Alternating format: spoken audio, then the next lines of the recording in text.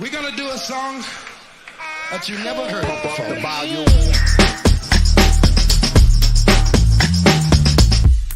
Here they come and get wicked.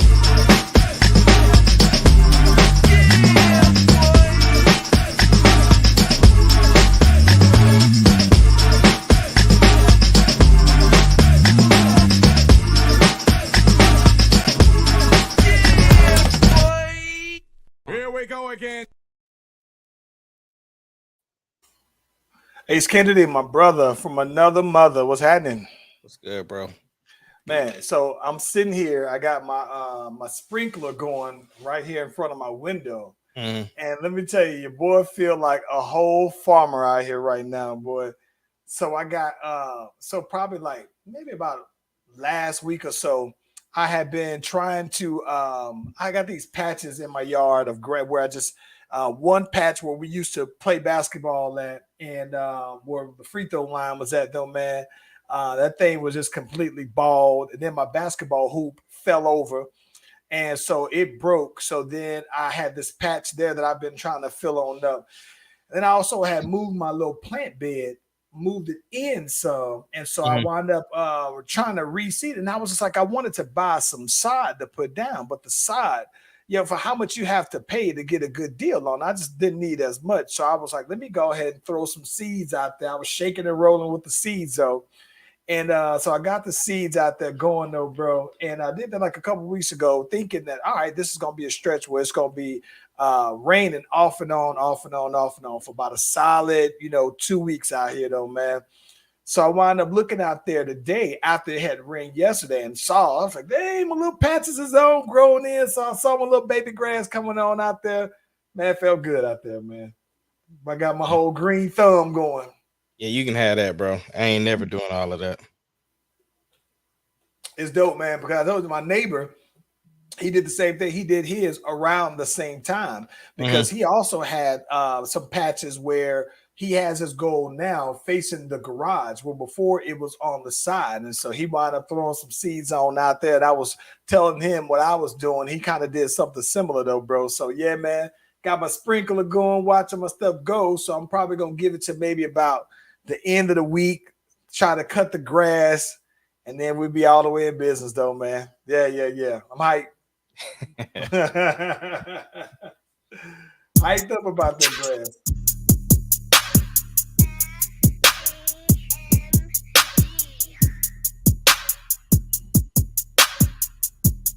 It doesn't matter what your name is. The Slash Brothers Podcast, the greatest podcast of all time.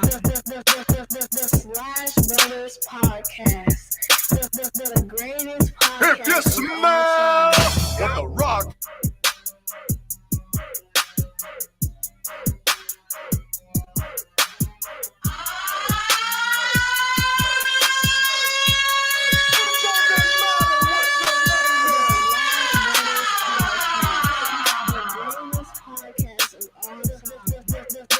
The Slash Brothers Podcast, the greatest podcast of all time.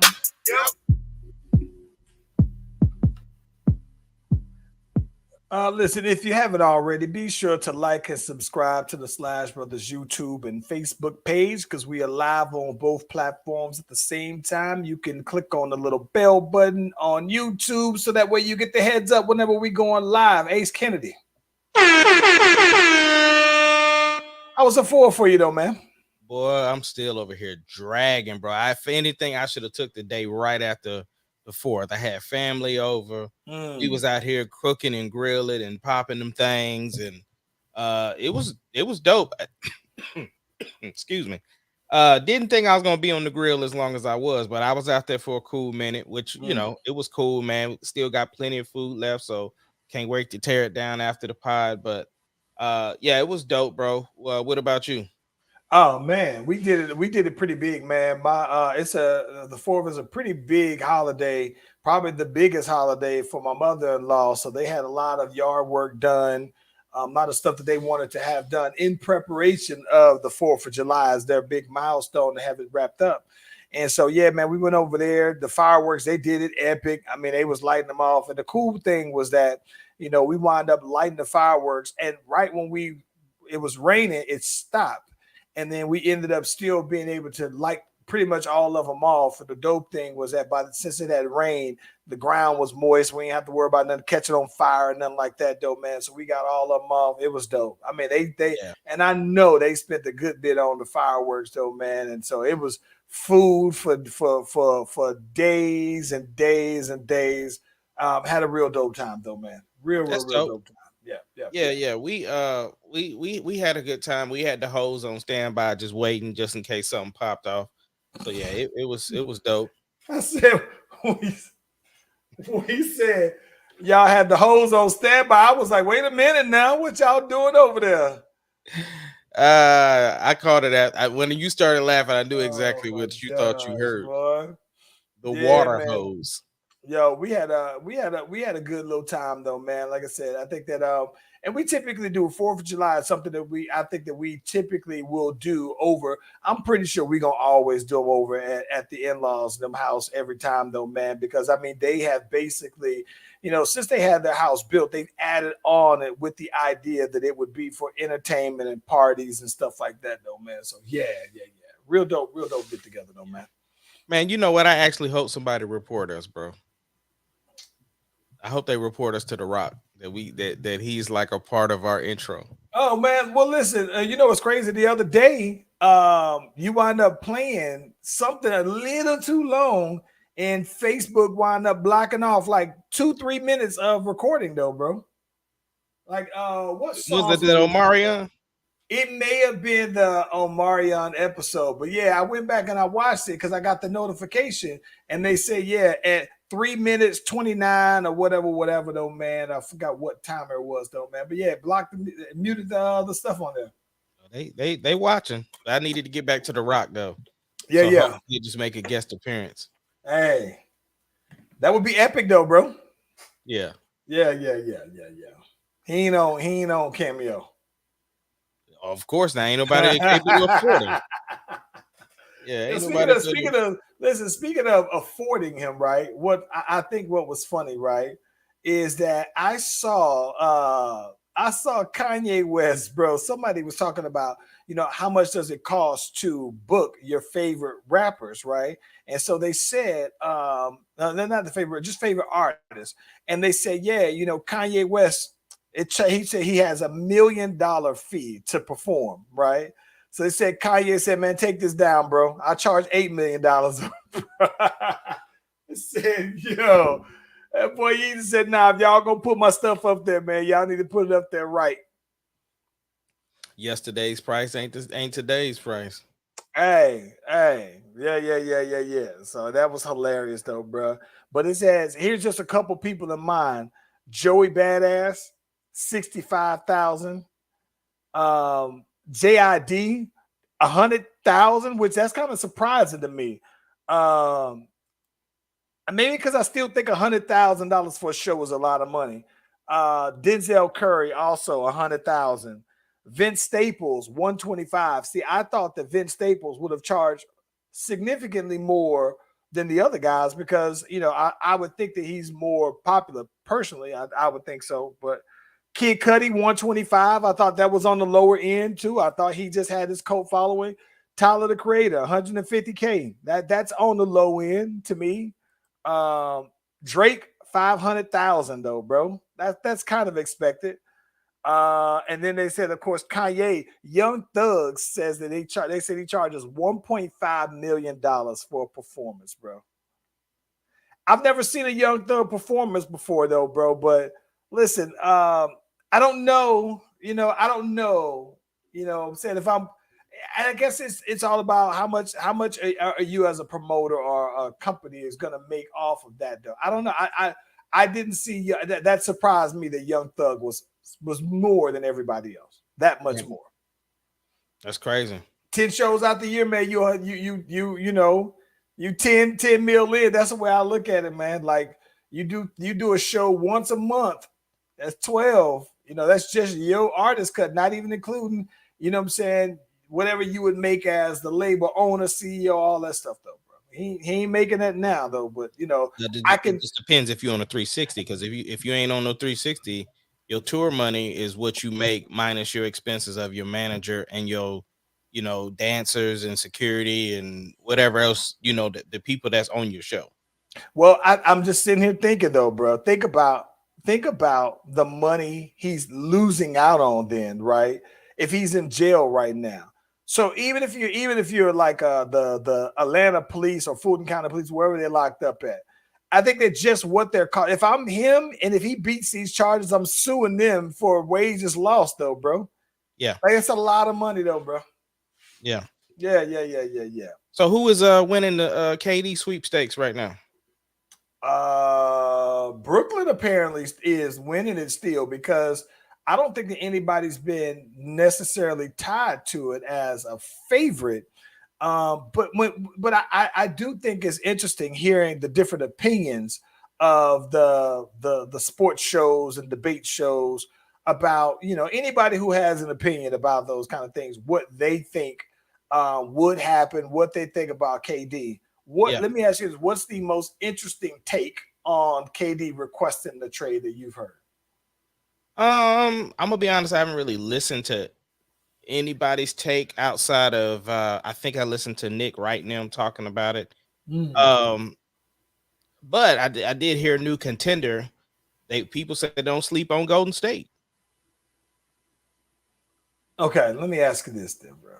Mm-hmm. If you Steph Curry, do you even want KD back? Yeah. Why not? I don't want him back. I don't want him back out there. No. Here's the thing. You're not going to be able to pay everybody. You're not going to be able to pay. How you going to ask me my opinion? I didn't say nothing. I'm in my head. This is already working on my response because I already know what I think about it. So for me, you've already won without him, like post and pre. You've won the finals MVP. You have nothing else to prove. So from this point, keep winning. You're in the league to win. So the thing is that you're not going to be able to hold Andrew Wiggins and Poole and Clay and Draymond, like all of them, but you get KD with because they want an all-star and some picks or whatever like that. I don't know what Golden State has to give up. I don't know that part of it, but I just know that they're saying, hey, don't sleep on us. We kind of in the runnings. And the other thing is that everything is going to go through Steph anyway. So if they are looking to make it happen, he's on board. And so, like I said, at this point, it's all about winning. So let's just keep winning chips. And so the thing is that the difference is it's not like KD even has them on his wish list to go to. So if they end up winning the sweepstakes to get him, then it's not going to be like last time where, oh, he went and joined the team that just won the championship. It's not that to me, because he just said, hey, this is the destinations I would prefer to go to, but Golden State won the sweepstakes on getting him, then I have no issue with it. He would have to agree to it, basically, though. He would, but I don't see why he wouldn't go. Like, it's different terms now. Like, it's a whole different thing. So for me, as somebody who has issues with KD leaving the Thunder, I wouldn't have an issue with him going back to Golden State this time.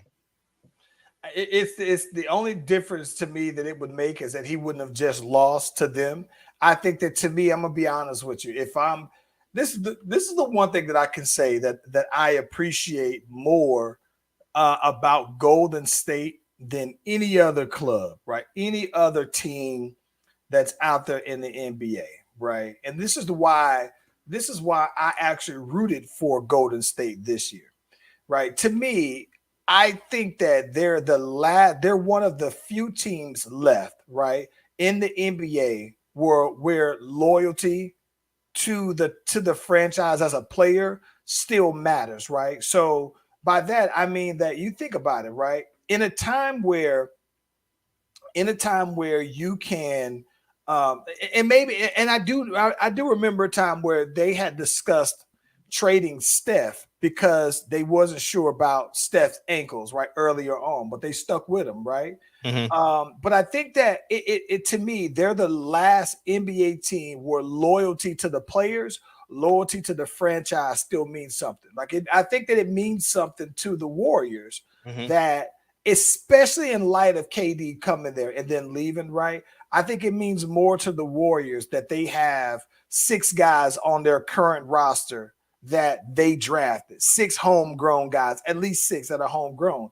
And that's why if you look at it, most of the people who they brought in as not the cast-offs, but the additions, Otto Porter Jr., he's already re-signed. So he got his ring and he got on out of town.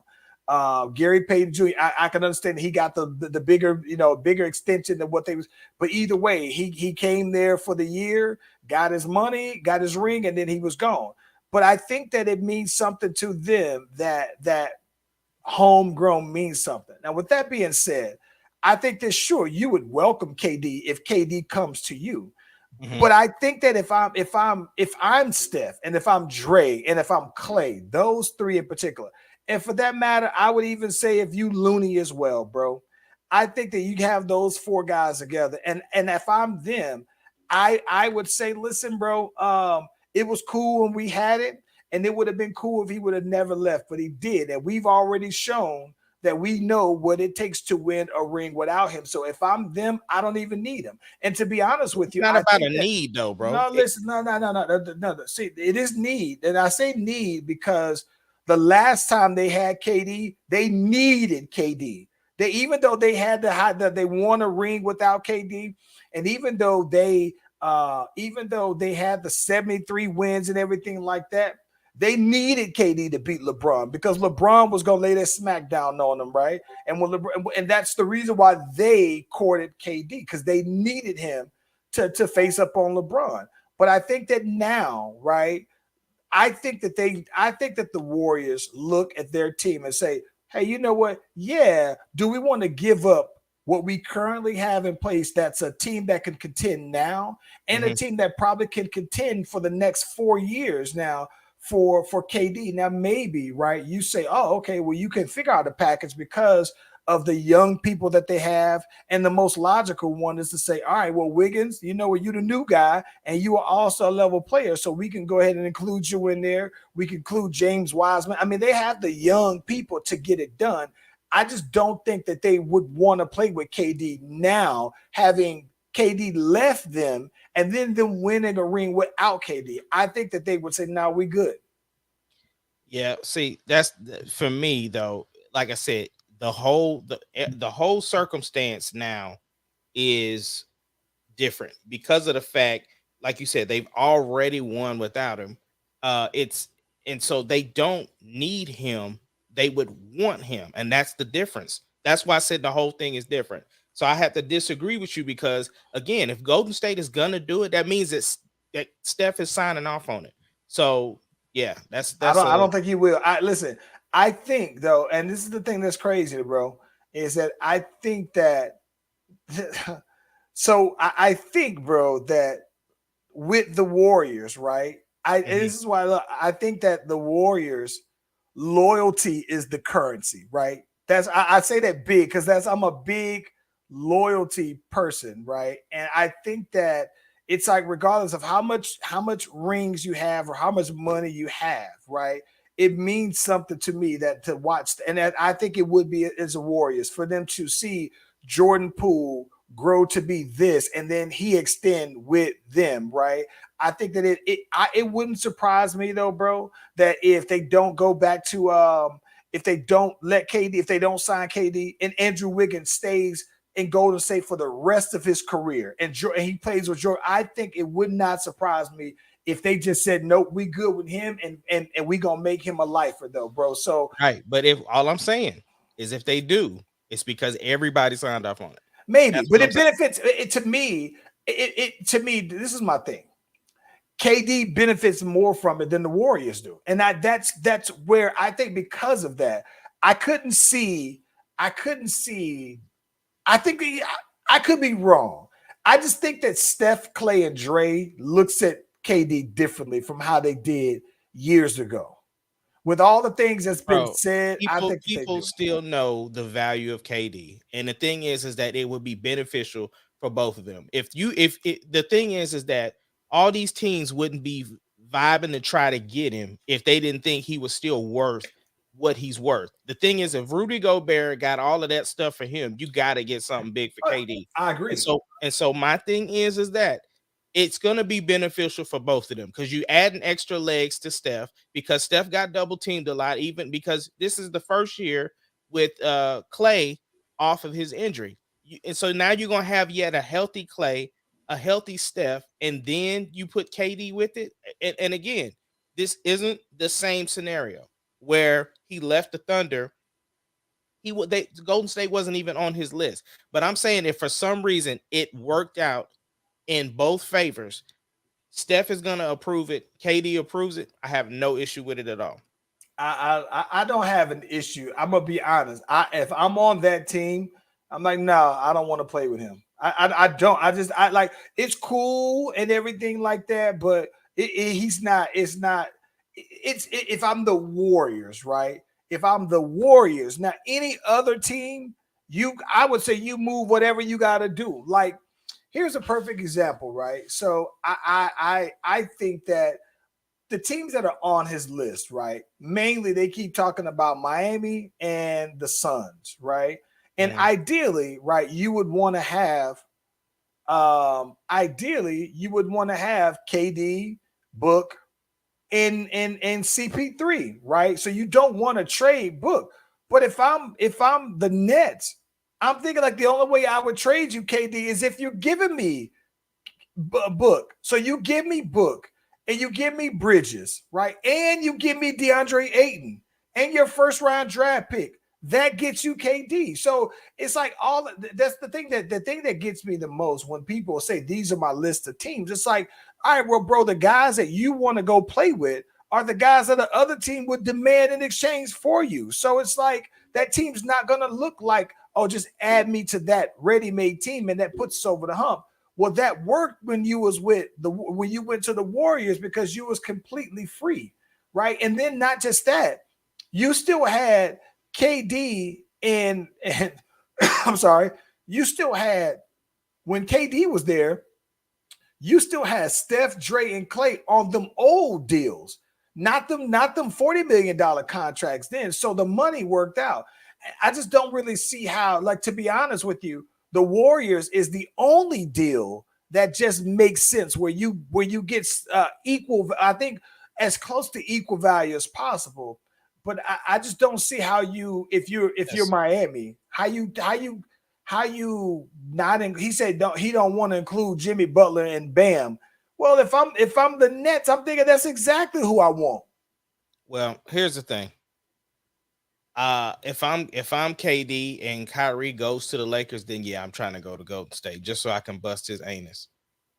Does KD have okay? So let me ask you this: Do you think that KD has a problem with Kyrie, or is it just that he to KD is like, I can't win with you, like he did with Russ? I think he realized that basketball isn't the most important thing to Kyrie.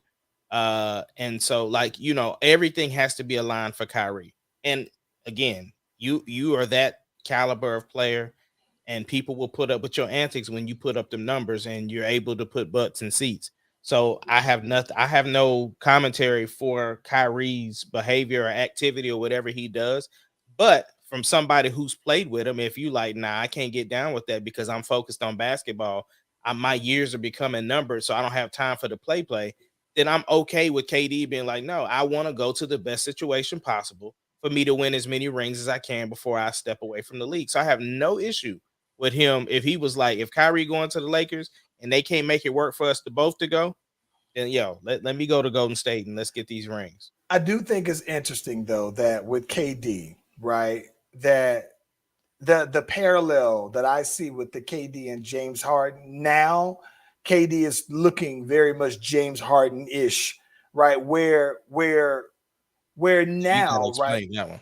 Nah, so I always thought that when James Harden, when James Harden, to me, I think that James Harden saw that when, he looked around, and especially when LeBron got there to the West, and right around that time, I thought that he was saying, this team that we got isn't enough to beat those teams, right? Mm-hmm. And this is when Steph and Clay and them was hurt for them times, and LeBron them got that little ring in. But even before then, James Harden was losing to Chris Paul and them after he had lost a couple of back-to-backs. James he lost with Russ, lost with Chris Paul and everything like that. But he basically said this isn't enough to win.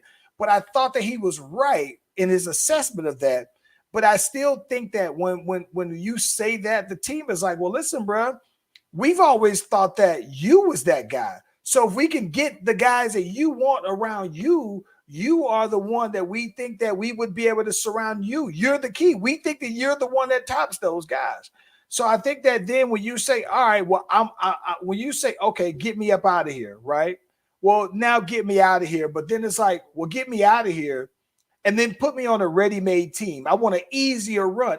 And logically, sure, you could say if your goal at the end of the day is absolutely to get a ring and it doesn't matter how you get it, you just think that you solid, you a made man because you got a championship ring, sure, go to the easiest team, whatever you got to do. But I think that certain players, that's not the case, though, right? I think that James Harden was looked upon as top 5, whatever, right? And then so here's the thing that's crazy. Where I'm going with that is that then he goes and says, all right, I'm going to make it as easy as possible. I'm going to KD Kyrie, and instantly the boys was picked to win the whole thing. It got difficult when Kyrie started tripping. So then he's like, let me go to another easiest route, the route that has the easiest way to get there. So let me go to Philly with Joel Embiid playing like an MVP, right? Put me on that team, and then I'm straight. I don't got to do much to win it. I think that where KD is starting to look like James Harden on that is he's picking teams, and I get he's picking a team that's ready-made. But I thought the whole idea behind him going to the Nets is that he would go to the Nets and organically build and win a team. He was with OKC with Russ from the ground up, and they didn't win it. So then he skipped out of town to the Warriors. They was ready-made. So I thought that then the criticism was that, all right, you went to a ready-made team, so now you go to the Nets and you're building the Nets up. And so for you to leave now that it's difficult, it just makes it look like you're an all-time great player now running for this new enlightenment on whatever your motivation, your motivators are to get these new. Who knows with KD? But I think that it makes him look like a little bit like James Harden when you're saying you had the opportunity for a team to say, we'll do whatever we can do to build around you because we think you are that guy. But when you try to go to another team, it's just like, all right, bro, like I get that it's an easier path. It's least resistance to win a ring that way. But nah, bro, like teams should be players should be clamoring to come to you. I don't see it as that at all because for one, KD, when he first left the Thunder, said that he wanted to, the whole point was to win. That's the mentality of players now. It's not the old NBA. KD physically said that. So I ain't even reading between no lines. That's when he went to Golden State. Doesn't matter. He went to Brooklyn because he thought he had an easy path with Kyrie and then bring in James Harden over there. My thing is that if I decided to do something with you, if I decided to do a venture with you, and then something fell apart to where me and you couldn't do the venture, then yeah, I'm trying to go somewhere else where I can just pick up and go forward. I'm not trying to then go and rebuild from the ground up. Like the thing is, the whole point is to win. And in every other job, the point is to win. So why do we look at it different from basketball? Especially when the person who we're talking about has openly said that that's what he's trying to do is win. He doesn't care about critics thinking, because here at the end of the day, it doesn't matter. If he wins a ring, we're going to be celebrating the fact that he won a ring. The only ring I don't recognize is the first one with Golden State. No, it matters. What critics say matter. It's why he claps back at a 12-year-old. It's why he claps back at a 90-something-year-old grandma. It matters, right? But I think that also, I do think, though, bro, that more than what players would want to admit is that, you know, at the end of the day, when you're done, right? KD's 34 years old. Like, what does your legacy say? And I think that what KD is looking for are meaningful, like legacy rings that everybody respects. Like the same way how you say, I don't respect this first ring, right?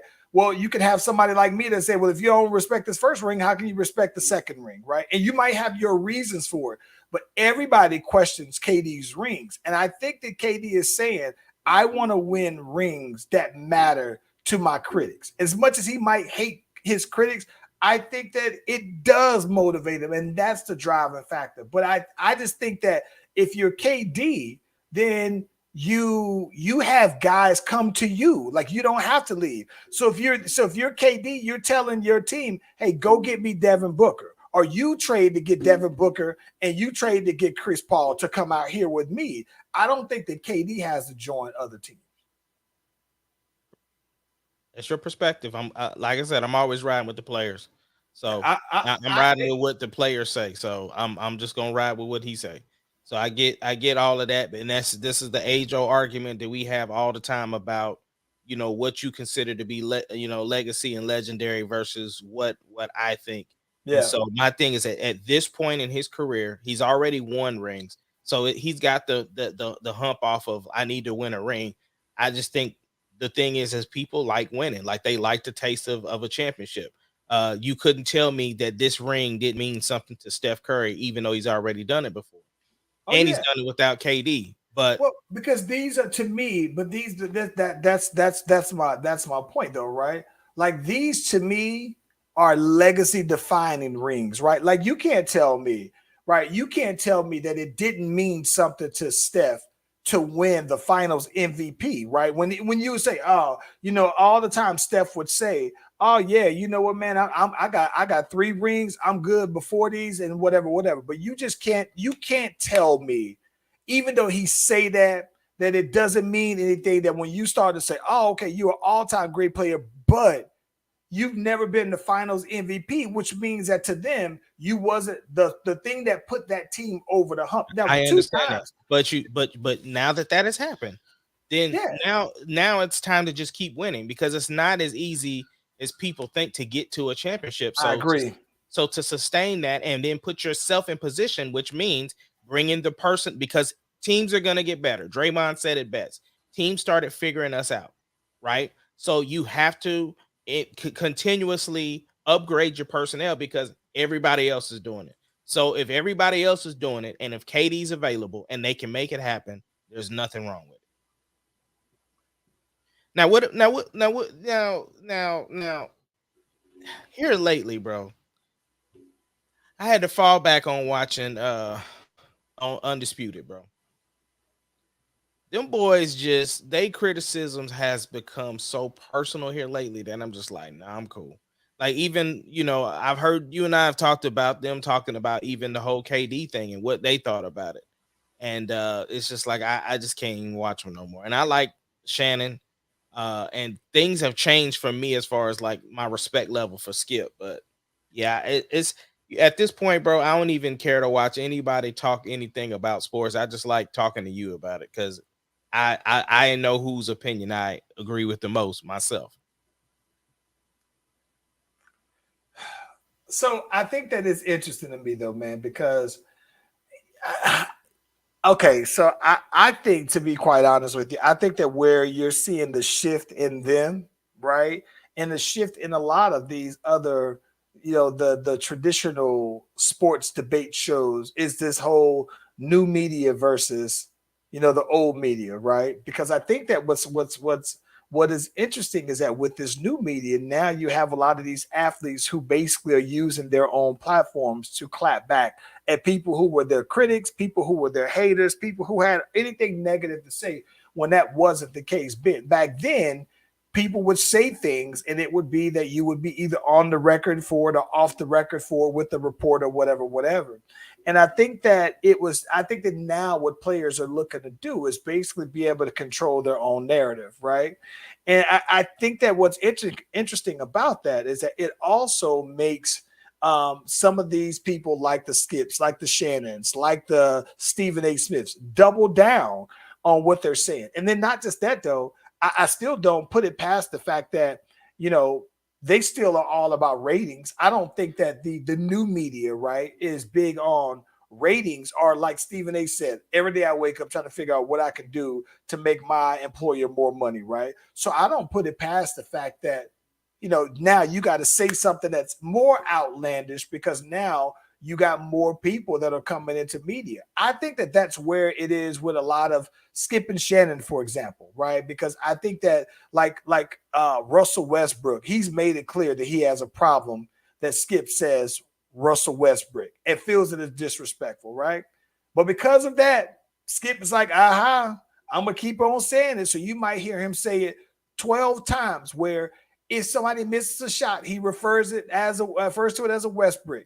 Right. And it's just those digs that I think that now more and more people seem to take, because I think that it's a bit of keeping a certain aspect of their shows relevant, though, bro. Yeah. And that's unfortunate because, like I said, that's where I lose a lot of respect for Skip, because Skip has his own podcast now and he'll address and give you his unedited version of what he feels. I mean, he goes into hour-long rants about stuff with his paper and he has facts and all of this stuff, and it's just like, bro, if you were to run into what Russell Westbrook, it just wouldn't be the same. He reminds me of somebody who would say something so you to get to just so that you get a reaction and then call the police on you or sue you, right? 100%. Like he'll puff up and then you slap him and then he's like, "Oh, why you got to get violent? I'm gonna call the police." Whatever. He probably has a detective on speed dial. If there is a such thing anymore, speed dial. He got him on. He got a detective saved in his phone. 100%, man. And that's why I'm just like, and even Shannon, man, I like Shannon. I used to love to listen to him, but even him with some of his stuff, I just like, man, I just can't even listen to Undisputed anymore. And ever since, Stephen A, I've been fell off from him, bro. Soon as he got rid of Max, it was just like, nah, I'm cool. So I just don't watch any of them, really. Yeah, I still do. I mean, like I said, I think that the interesting thing, though, man, is what I find to be refreshing, right, is that I do find that Max Kellerman is better off without Stephen A, because I think that now his responses don't have to come across as combative or that it doesn't have to come across as objective. I think that he can be more subjective, and I think a lot of it is because it's his own show, so he has other guests that comes on to give their opinion. So you can't just have a show, as much as Stephen A probably tries to make it, where it's all about his opinion, his perspective. But I think that it paints Max to me in a light that I remember him before he was on ESPN a while back, on Sports Nation, and then the other one he was on FS1. But it's a better look for him to me to not be on there with Stephen A. Yeah. I mean, it is what it is, bro. Like I said, I couldn't care less, bro. About either one of the shows anymore. Yeah. Like I said, I just rather get on here and talk to you about it. That's about it. Hey, let me ask you this though, man. Switching topics on it real quick though, man. This was something I thought that was interesting, bro. On the 4th of July, Macy Gray was trending all over that Twitter. So Macy Gray was trending because she was on a show with your boy. I want to say your boy. You probably just could care less, but your boy Piers Morgan, right? Mm-hmm. And this was just a few minutes into her interview on there. And I don't know what she was actually on there for, because I don't know that Macy Gray has a new project. So it seemed very random that she would be trending. But I think that one of the things that's crazy to me is that she says that, she was talking about the whole pronouns and, and the LGBTQ, all the alphabet community. And she basically says, hey, if you want me to call you her, I will, because that's what you want. But she said that doesn't make you a woman. Just because I call you a her, you got the surgery. So she's basically saying, just because you got, you went and got surgery and you got these surgical boobs and surgical vagina, doesn't make you a woman. And people were on her hard. But I think that a lot of people were like, finally, somebody has the nerves to say it, though, bro. But I guess what I wonder is that, does that put her at liberty of being canceled by that community, bro? Bro, listen, you're gonna support who aligns with your thought process, and then it's gonna be the fad of people to just want to jump on the cancel train just because again the world is trying to make it to where we only supposed to have one opinion, and that's whatever society's opinion is. So she's allowed to feel the way that she wants to feel. Uh, and that's really it. I mean, but unfortunately, they're gonna try it. I mean, and I don't, like you said, I don't know that she has a project coming out or what her fan base looks like if she can, afford to do something like that. I think the one thing that she cleaned up that I can respect on what she said, there's no bigger admirer of the LGBT community than yours truly. She says it takes real balls to be honest about who you are. But she said woman as a title that you earn and become, just like man. She said there are plenty of females who aren't women yet, like and every girl gets that. But she basically was saying at the end of the day that she was defining what a woman is to her, not what a trans woman is to her. And Yeah. I respect that. I respect, even if I don't necessarily agree with somebody's opinion, I can still respect the fact that they this is how they feel, and I might disagree with it though, bro. But I Well, thought that was interesting.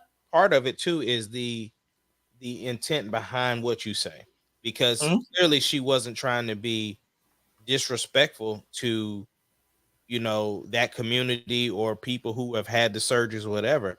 She just Yeah. made a statement. So she didn't say I hate all people that's trying to be women, and like none of that. So for that aspect, I have to give her even more points of like, no, I said what I said, and I just because I said what I said doesn't mean there's any hate or malice behind it. So I just hate that people are so quick to call things transphobia, bro. That's probably the thing I hate the most.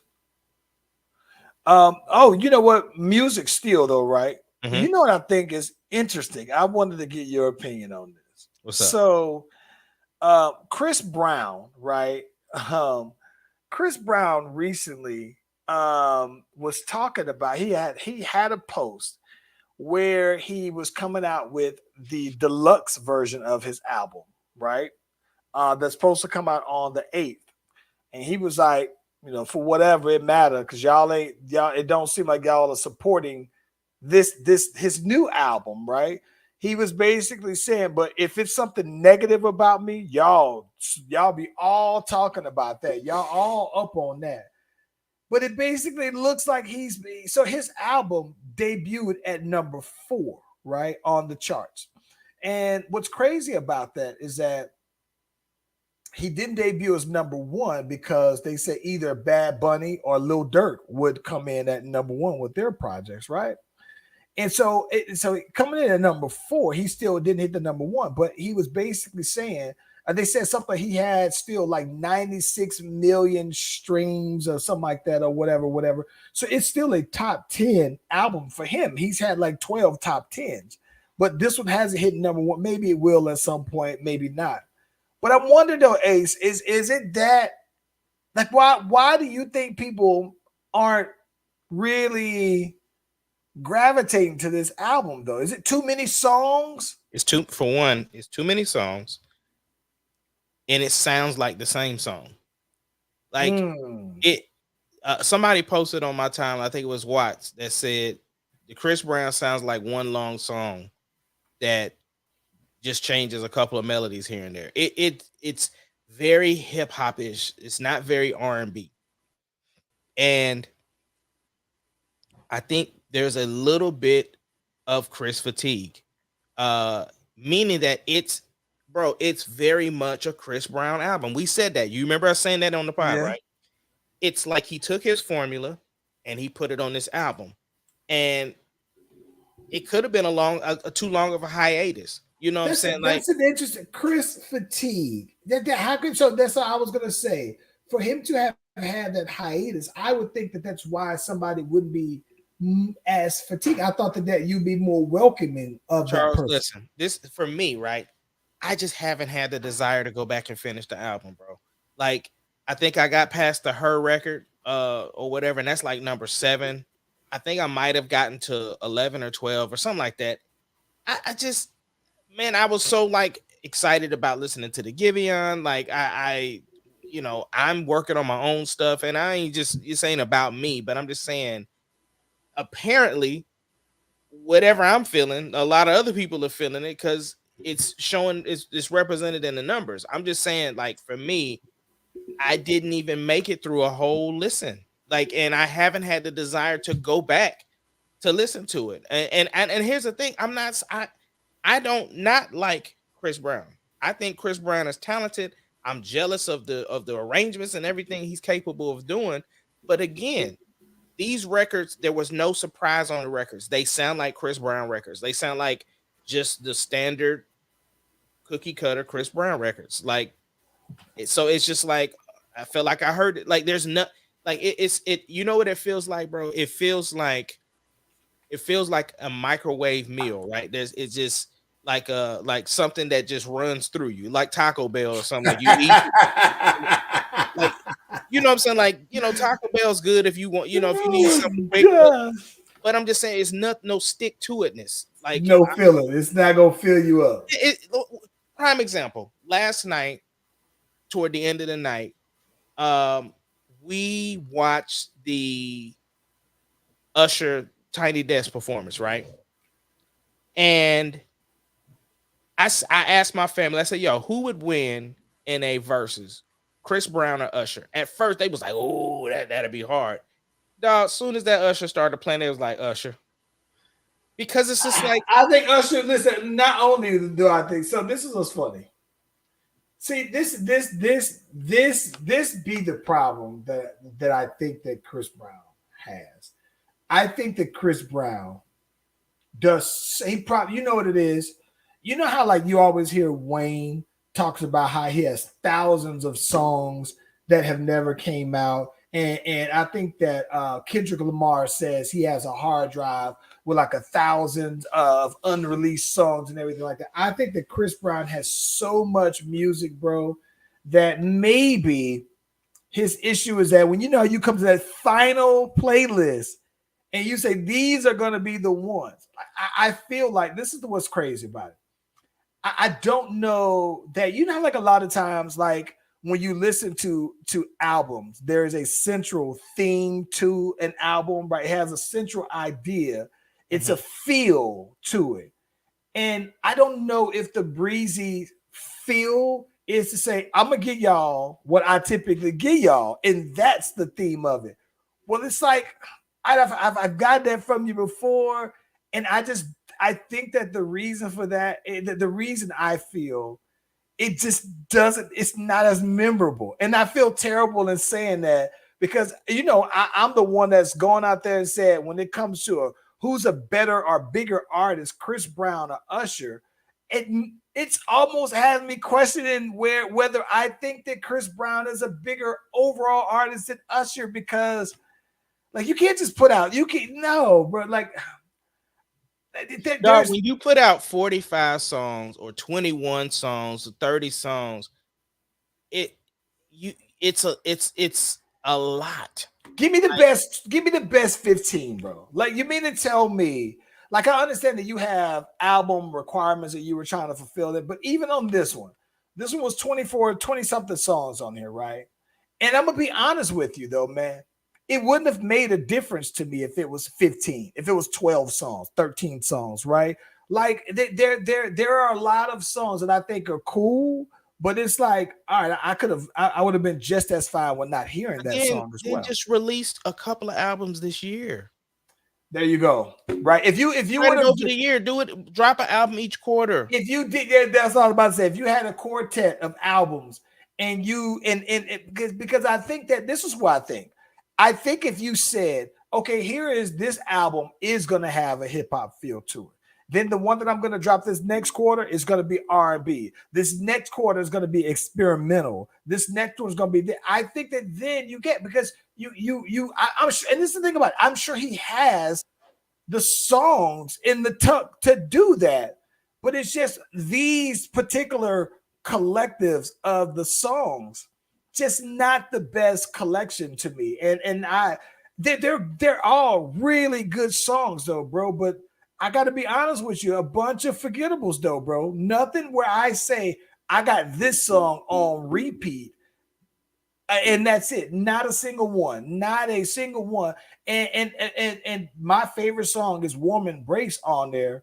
But that's about it, man. I know you like the We record. Yeah. I like Warm Embrace. Like I said, I like all of the songs, but love them though. Like I know bangers, bro. That's where I'm mainly disappointed. So when I'm thinking that when he's saying people aren't rocking with him, I think that I wanted to go. I gave it a solid though, bro. And when I look at it though, man, it just wasn't. I'm not gonna even say it just wasn't for me. Just saying that it wasn't enough. It was far less than what I expected from him. And I think too, I was excited to see how excited he was about the project. Like I've seen him a lot on social media. He's excited about the project. I don't know. Like I said, I would definitely go back and listen to the Drake before I would listen to the Chris Brown. No, you got me lost on that. Because listen, I have tried. Listen, I tried. I told you I've listened to the Drake 2 times though, bro. And that was it. I almost gave it a third shot. And the first song came on, and I said, nope.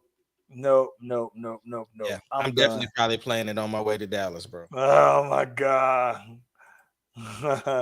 No. I'm cool on that one, bro. Yeah. Did you go ahead? No. But there are a few other people that I'm looking to to check out though, man. Did you catch that? Did you watch The Boys? Yeah. Dope. We never did get a chance to talk about it. No, it's dope, bro. I'm gonna tell you this though. I saw The Boys, and listen, still dope. And like I'm not gonna say the episodes they get better and better and better. They just all of them are dope. Like all of them are dope though, bro. And you know what's crazy though? Friday is the season finale, bro. Is it on? It's only like 8 episodes, huh? That's kind of whack. That's the only thing I don't like. I need a solid 10, bro. Facts. But I mean, I'm saying they seem to have a plan though. Yeah. Oh, and you know what? I finally listened to the Cardi B song though, bro, and I like it. You do? I like it. Yeah, I like it. Listen, I'm gonna be honest. So this is the thing that's funny. So I listened to the Cardi B, and here's what I think. It's not like this. I think that it's about as equal to up. If it's up, then it's up, then it's stuck. I think it's about to that level. It's not a WAP. It's not Bodak. Did you hear what I said about the mix though? No, I didn't hear that. Nah, I didn't hear that part of it. And maybe it's because I was listening to it in my beats and they seem to bring everything up. I didn't like listen to it in the car or nothing like that though, bro. But I'm gonna be honest with you though, man. I this is the thing I like. Let me tell you what the one thing that I did love, bro, is that I at least listen, bro. I it made me think. I think as far as new artists goes, I'm starting to be a bigger fan of just listening to new artists, female artists, than males, because all of the male artists, the new ones, all the young sound so much the same to me, right? And when I listen to the Cardi B sounds like Cardi. Her flow is her flow. She doesn't try to, and Megan goes Megan, right? But when I hear them, they just do them and they don't. So when I heard the Cardi, it was just refreshing to hear new music from Cardi, right? But I was loving that she didn't sound like anybody else. And then I thought about it. I was like, you know what? None of the female rappers sound like each other to me these days, though. But all of the most of the new rappers sound the same to me, though, bro. Male rappers. This is what I be talking about right here, bro. Because you sit up here and just went that hard talking about individuality, sounding different, and then you be still trying to have me sound like all these other. No. So what you be Charles? What you be trying to have me sound like? That's what not you be true. trying to have me sound like? That's not true. This is what I'm saying. So let me tell you. Let me explain this a little bit further since we got 5 minutes left, right? So this is the perfect example. This past weekend for 4th of July, had this young cat come over, right? And we were doing Generation Z versus Generation X, and we were playing songs, right? And so we were playing some songs, and it's hilarious to us that they just have no idea who these people are. And we're playing songs that we think anybody who's over 30 would know, but they're all like 22. They were probably like from 16 to 22 years old, right? So one of the young dudes he plays some songs, and he's playing some people who I've never heard before, right? But they're rappers. And to my ear, the beats, same BPM, so about 130 to 140, and they're all rapping the same cadence, right? The exact same cadence, right? And then they have that melodic, but it's the same pattern, right? Where it sounds like all of them sound the same. He puts on his music, right? And we was like, okay, yeah, this jam too, but if you like them last two, this sound like those or whatever, though, right? And my point is saying that is that those guys all rap the exact same, right? When it comes to this new R&B, what I'm saying is that when you say why am I trying to have your stuff sound like them? That's where I think that we disagree at, because my thing is that what I look to do from yours is as a rapper writing R&B, my point is that when I'm writing an original piece, it's going to have more hip hop. So my whole point is not to have you sound like everybody else, but to add more hip hop elements to your stuff. Not Charles, sound your like statements are you need to do it less singing. I am a singer. No, there's rappy parts to it. There are parts to the song. And right. And Tank do it. There you go. Okay, Yo, King do it. Okay, but I'm not trying to be Tank. That's the whole point. That's no. That's the whole point. No. I keep telling you, I am not trying to sound like everybody else. It's not sounding like everybody else, though, bro. I guess what I'm saying is that. No, I guess what I'm saying is that what I am saying is that I think that what we do with the Ace Kennedy brand is dope. But at one point, the 98 Escalade was the hottest thing going, though, bro. And then it just gets better because they add more stuff and they add more stuff and they add more stuff. And that's all I'm saying is that at some point you can get your Escalade, but when you throw rims on it, when you throw the screens in it, when you can add more to it. And that's all from my perspective as a hip hop guy. It doesn't matter if it's a trap style song or if it's a boom bap style. It's just, if I'm writing an original piece as a hip hop guy, it's going to be more infused with hip hop than what you would write for yourself. There's no problem with the hip hop infusion, but when you're telling me now you singing too much, that's where I have the issue. Yeah, because I say that there are some times where you over sing songs. There are parts where you're over. That would be songs where I think, and it's a natural thing for you as a what people would say is a traditional R&B singer, right? Right, but I because think that's that what I am. No, right, that's fine. But I think that the big thing is that I think that there are parts of a song where it's a groove where I don't think that it requires as much singing. And I think that it's not saying you're over singing it, because I think that you can scale back the singing, and then that way you're emphasizing the groove and not the singing. And to me, I think that those little things make for those kind of songs, make for a better cadence to me. That's all I'm saying. It's just it's the groove, it's the vibe. And I think that sometimes when you oversing some certain songs, it would almost be like if you had a gospel artist, right, who came in and, a traditional gospel artist who does all the runs and all this, that, and the other, and then you have them come in and you do something that's a song that's intended to be a very simple song. They're going to probably most likely oversing it. Just like what Tank said, I had my runs and I was ready to go ahead and go. And right. just But I'm not doing runs on the stuff that we're doing though. I get that, but I'm saying though, my point is that it's just I just think that on some of the stuff that we do, it's purposely it's purposely set so that your bravado or whatever y'all the technical term of it is, it just doesn't require as much singing because I think that it's riding the groove and it's not as much about the emphasis on the actual singing, and that's you can do both. I think that you would just rather not. That's all. That's what it seems like to me. Yeah, because I like my style.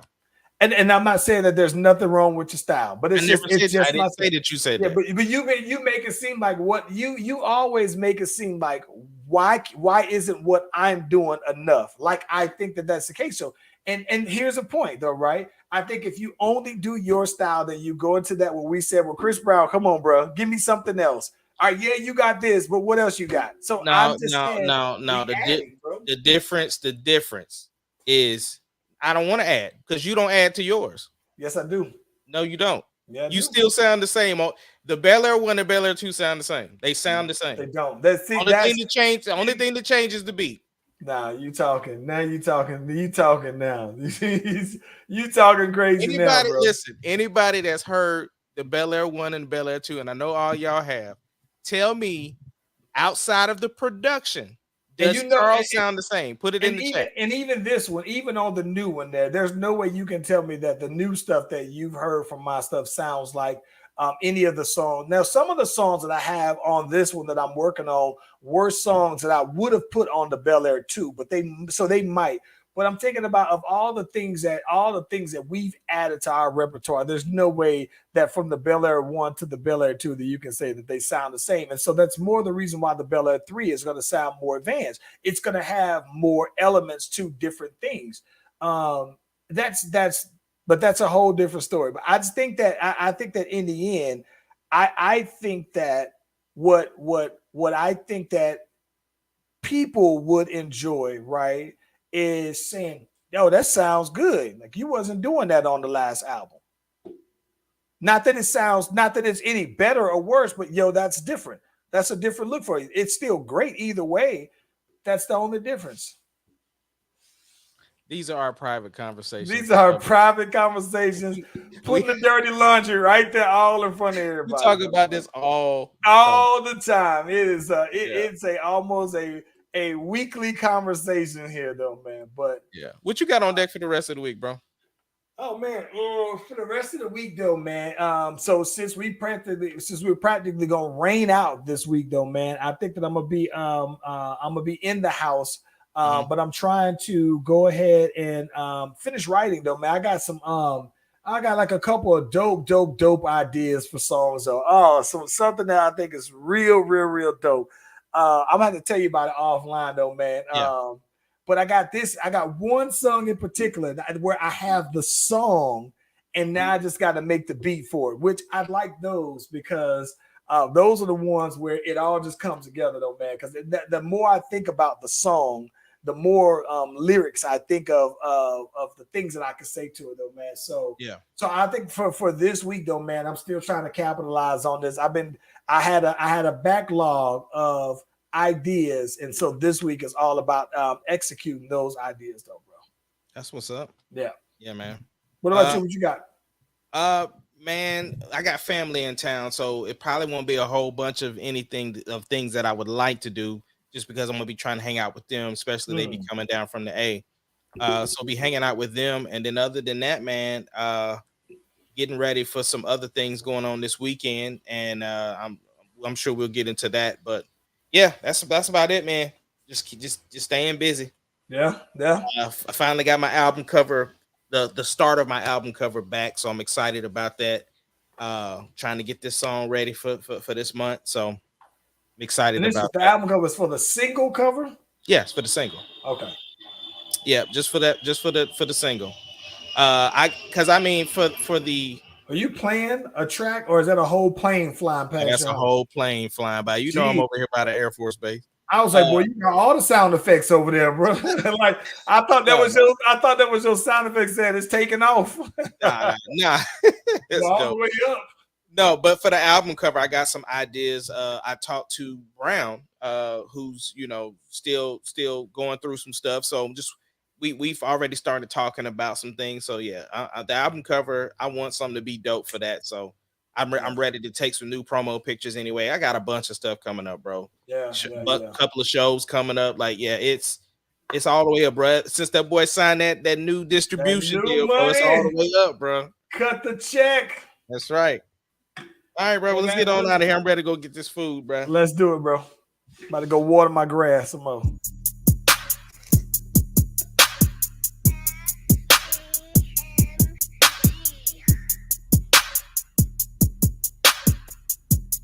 It doesn't matter what your name is. Slash Brothers Podcast, the greatest podcast of all time. The Slash Brothers Podcast, the greatest podcast. Can you of dig all it, time. sucker?